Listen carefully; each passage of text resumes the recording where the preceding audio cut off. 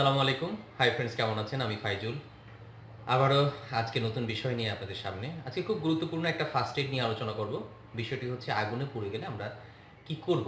যখন আমাদের বাসায় যদি আমাদের আগুন লেগে যায়, আগুনে পুড়ে যায়, হাত পুড়ে, পা পুড়ে, অনেক সময় পুড়ে যায়, অ্যাক্সিডেন্ট হয়ে যায়, তখন আমরা এমার্জেন্সি কি করতে পারি? হসপিটালে নেওয়ার আগ পর্যন্ত, ডক্টরের কাছে নেওয়ার আগ পর্যন্ত আমরা কিভাবে ভালো থাকতে পারি?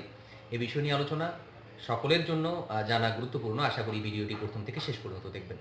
সাধারণত পোড়া বলতে আমরা কি বুঝি? যখন আগুনের দ্বারা, কোনো কেমিক্যালের দ্বারা, কোনো রের দ্বারা, রশ্মির দ্বারা যদি ক্ষত তৈরি হয়, তখনই আমরা আসলে এটাকে বার্ন বা পোড়া বলি। অনেকগুলো কারণ আছে পোড়ার। এর ভিতরে কিছু আছে আমরা কি কারণে পুড়লো, এটা নিয়ে আমরা কারণটা খুঁজে বের করতে পারি। আরেকটা পোড়ার কারণ হচ্ছে যে পোড়ার যে ক্ষত হয়, ক্ষতর গভীরতা বা স্তরটা কতটুকু, এ নিয়েও কিন্তু আমরা কারণটা বলতে পারি, ক্লাসিফিকেশনটা করতে পারি। সাধারণত আমাদের কিভাবে ঘরের মধ্যে পুড়তে পারে? প্রথম অবস্থায় আগুনে পুড়তে পারে আমাদের। আগুনে অনেক সময় পুড়ে যায়। উত্তপ্ত পানি, উত্তপ্ত তেল, তেলে আমাদের হাত পা পুড়ে যায়। অনেক সময় পানিতে, উত্তপ্ত ফুটন্ত পানিতে পুড়ে যায়।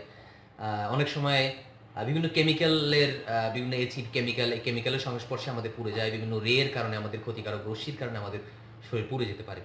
তো পুড়ে যদি যায়, এই পোড়াটাকে মেডিকেল সায়েন্সে বিভিন্ন গ্রেডে ভাগ করে আসলে। একটু বেসিক ধারণা দিই আপনাদের। এত মেডিকেল বিষয় না জানলেও চলবে আমাদের, তবুও ধারণা দিই। সাধারণত ফার্স্ট ডিগ্রি পোড়াটাকে আমরা বলি যে যদি চামড়ার উপরে পুড়ে যায় তখন ফার্স্ট ডিগ্রি পোড়া বলি। সেকেন্ড ডিগ্রি বলি আমরা যদি দেখা যায় যে চামড়ার মধ্যস্তর পর্যন্ত চলে যায়, তখন আমরা সেকেন্ড ডিগ্রি বলি। আর থার্ড ডিগ্রি বলি যখন এই চামড়া পুড়ে যায়, মাংস, তারপরে নার্ভ পুড়ে যায়, তখন আমরা বলি এটা থার্ড ডিগ্রি পর্যন্ত পোড়াটা চলে গেছে। এখন আমরা পুরোটা সম্পর্কে বুঝলাম মোটামুটি, আর আমরা জানি যে কিসে কিসে পুড়ে যায়, এটাও আমরা জানি। তো আমরা করবোটা কি? সবচেয়ে প্রথম কাজ, এখানে আরেকটা জিনিস বলতে ভুলে গেছি, সরি।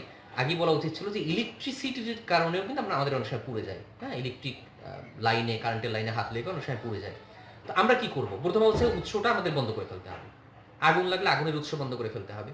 বা আগুন, গরম পানি যদি থাকে, গরম পানির কাছ থেকে সরে যেতে হবে। আগুন লাগলে আগুনটা বন্ধ করতে হবে। শরীরে যদি আগুন লাগে আমরা দৌড় দেব না। তখন কি করব? গড়াগড়ি দেব, অথবা কোনো কিছু, কোনো যে কাঁথা বা কম্বল যাই হোক, কোনোভাবে জড়িয়ে দেবো। জড়িয়ে দিলে হবে কি, একটা অক্সিজেন শূন্যতা তৈরি হবে। আর যদি অক্সিজেন শূন্যতা হয়, আগুন সাধারণত অক্সিজেন ছাড়া জ্বলতে পারে না। তো প্রথম অবস্থায় আমরা কি, উৎস বন্ধ করে দেবো। যদি কারেন্টের এরকম লাইনে কারো পুড়ে যায়, তো কারেন্টের উৎসটা বন্ধ করে দেবো। যে কোনো কারণে আমাদের ফার্স্ট উৎস বন্ধ করতে হবে। দ্বিতীয় হচ্ছে, যদি দেখা যায় পুড়ে গেছে, কাপড়টাও পুড়ে গেছে, কাপড়টা লেগে যেতে পারে ক্ষতের সাথে, কাপড়টা সরিয়ে ফেলবো। তারপরে হচ্ছে পানি দেওয়া। পোড়ার প্রথম চিকিৎসা মাথায় রাখতে হবে, প্রচুর পানি ঢালতে হবে। প্রচুর পানি ঢালতে হবে এ কারণে যে যখন পুড়ে যায়, ধরি এই আমার হাত পুড়ে গেছে, কোষ পুড়ে গেছে, এখানে অনেকগুলো কোষ আছে, পুড়ে গেছে, মাংস পুড়ে গেছে। পুড়ে গেলে যে অংশ ক্ষতি হয়েছে তো হয়েছেই, ওই তাপে যাতে পাশের অংশগুলোর ক্ষতি না হয়, এই জন্য প্রচুর পরিমাণে আমাদের পানি দিতে হবে।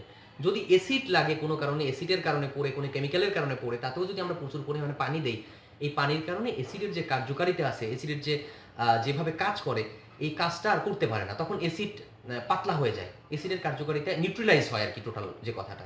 হ্যাঁ, অ্যাসিডের কার্যকারিতা নষ্ট হয়ে যায়, তো পোড়াটা বন্ধ হয়। এই জন্য পোড়ার ফার্স্ট চিকিৎসা হচ্ছে পানি। পানি ছাড়া আসলে পোড়ার ঘরের মধ্যে কোনো চিকিৎসা নাই। অনেকে পুড়ে গেলে কি করে, ডিমের লালা দিয়ে দেয়। ডিম ভাঙার পরে ডিমের লালা দেয়, কেউ আলু বেটে দেয়, বা কেউ এবার এরকম টোটকা করে। এতে হয় কি, জটিল হয়, ইনফেকশন বাড়তে থাকে। যদি ফোসকা পড়ে যায়, ফোসকাকে ফাটাবো না আমরা। পুরো জায়গাটাকে, ক্ষতস্থানটাকে আমরা আপাতত ঢেকে, আশেপাশে যদি ডক্টর থাকে, হসপিটাল থাকে, আমরা ওখানে চলে যাব। যাদের বাসা ঢাকায় আছেন, ঢাকায় থাকলে অবশ্যই ঢাকা মেডিকেলে বানিয়ে চলে যেতেই হবে। আর যদি ছোট হয়, খুব ছোট হয়, তাহলে পাশের কোনো ডক্টর থাকলে ওনার কাছ থেকে কনসালটেন্ট, মানে পরামর্শ নিলেই হবে। আবার খুব বেশি যদি মানে খুব বেশি পোড়া না হয়, খুব অল্প পোড়া হয়, অনেক সময় আছে নিজের বাসায় যদি অল্প ক্ষত হয়, তাহলে স্যাভলন ক্রিম আছে, ডেটল ক্রিম আছে, এই ক্রিম ব্যবহার করলেও অনেক সময় ক্ষত কমে যায়। ক্ষতের স্তরের উপর নির্ভর করবে আপনি কখন ডাক্তারের কাছে যাবেন। কিন্তু মাথায় রাখবেন, পুড়ে গেলে এর প্রধান চিকিৎসা হচ্ছে পানি দেওয়া। যত বেশি, যত দ্রুত আপনি পানি দেবেন, তত দ্রুত আপনার আরোগ্য হবে। যদি ফোসকা পড়ে যায়, ফোসকাটা ফাটানো যাবে না। সচেতন হন, আগুন থেকে দূরে থাকেন। সবচেয়ে বেশি ভয়ঙ্করভাবে পুড়ে যায় হচ্ছে বাচ্চারা। বাচ্চাদেরকে আগুন থেকে দূরে রাখেন, বাচ্চাদেরকে পানি থেকে দূরে রাখেন। রান্না করার সময় বাচ্চারা যেন রান্নাঘরে না থাকে। ইস্তারি করার সময় ইস্তারি কাছে যেন না থাকে। আপনার ঘরের মধ্যে যদি ওয়ারিংয়ের সমস্যা থাকে, ইলেকট্রিক মিস্ত্রি ডেকে ওয়ারিংটা করায় নেন। ভালো থাকেন। আপনাদের শুভকামনা করছি আপনাদের সকলের জন্য। সকলে আমরা যেন ভালো থাকি। আল্লাহ হাফেজ। ভিডিও যারা দেখছেন, চ্যানেলটি সাবস্ক্রাইব করুন যদি সাবস্ক্রাইব না করেন। তথ্যটি যদি গুরুত্বপূর্ণ মনে হয়, প্রচুর শেয়ার করুন।